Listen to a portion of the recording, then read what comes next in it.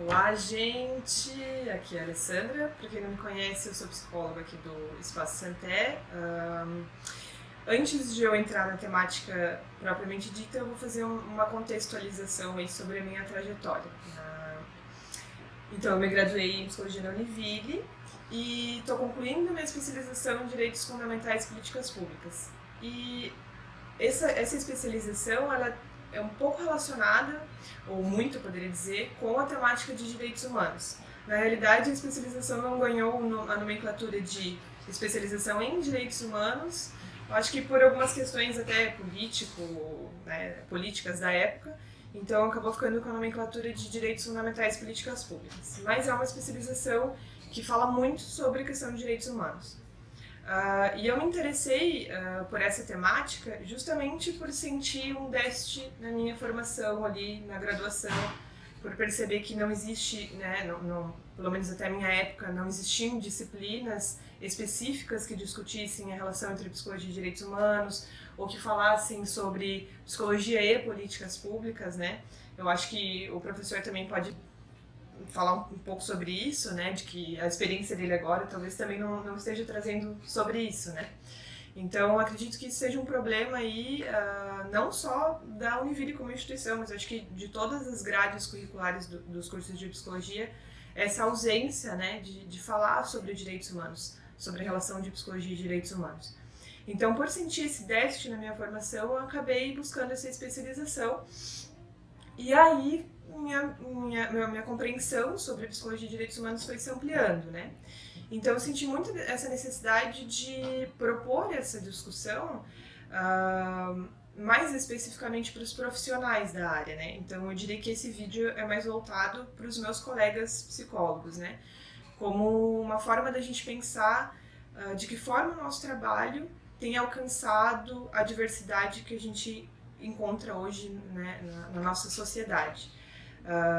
Eu acho que seria mais especificamente ainda sobre os profissionais da área clínica, né?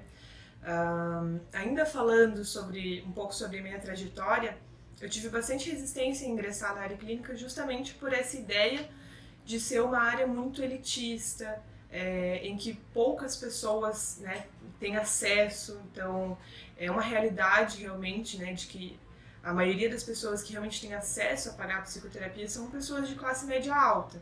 Então eu não conseguia compreender a área clínica como uma forma de acessar as pessoas que não têm acesso à saúde mental, né? Não tem acesso a esse direito, porque é um direito, né? E aí quando a gente pensa em direito, a gente pensa novamente sobre direitos humanos, a gente pensa novamente sobre políticas públicas, sobre o papel do Estado também nesse quesito, nessa questão. E aí eu acabei encarando o desafio de entrar na área clínica e eu fui compreendendo que é possível fazer um trabalho alcançando o social, alcançando minorias, mesmo estando numa área que é compreendida como elitista, né? Então eu fui entendendo que, ok, dependendo do caso, eu cobrar um valor um pouco mais acessível, né? Entendendo que nem todas as pessoas têm condição de pagar 100, 200, 300 reais uma sessão. Então essa foi a forma que eu encontrei para poder alcançar pessoas que muitas vezes não têm essa condição financeira, né, para estar bancando um processo psicoterapêutico. Então eu entendi que é possível, sim, através da atuação clínica, a gente acessar, né, pessoas que não têm essa condição e acessar pessoas de diversas realidades, né. Nesse sentido também, eu mais uma vez resgatei a minha formação acadêmica e também presenciando, né, a atuação de outros profissionais, conversando com outros profissionais, de como essas realidades múltiplas se apresentam na clínica, né? Então, quando a gente está na clínica, a gente está, digamos assim, na ponta do que o social está querendo nos dizer, né? Tem um professor, inclusive, que mencionou isso comigo, né? De que o sintoma que aparece na clínica, na realidade, é um sintoma social. Então, quando a gente vê pessoas relatando discriminação racial, discriminação social, discriminação de gênero, discriminação de diversas formas, a gente entende que isso não é um sintoma só da pessoa, que é um sintoma social. E nesse sentido a gente precisa falar sobre sociedade, a gente precisa falar sobre cultura e a gente precisa falar sobre direitos humanos. Mas enfim, voltando um pouco, né, ou melhor, saindo um pouco dessa minha trajetória e do que eu fui percebendo durante minha formação acadêmica, é importante ressaltar também o percurso da psicologia no campo dos direitos humanos, né? A psicologia ela foi construída com uma base muito biologizante, então durante muito tempo a psicologia estava muito vinculada a essa ideia, né, biologizante, essencialista, o que acabou a tornando reducionista, né? E essa ligação entre psicologia e direitos humanos foi algo que foi sendo construído com o tempo, né? Então é muito recente, né? A gente pensar psicologia e direitos humanos, psicologia e políticas públicas, né? Psicologia e direitos fundamentais, o que a psicologia tem a ver com direitos fundamentais, como que ela pode atuar nesse sentido, né? Hoje a gente tem o CREPOP também, que é um centro de referência, né, no campo de políticas públicas, entre psicologia e políticas públicas. Então a psicologia tem avançado muito nesse sentido também, né? Mas ainda assim é preciso a gente trabalhar mais, a gente falar mais sobre isso.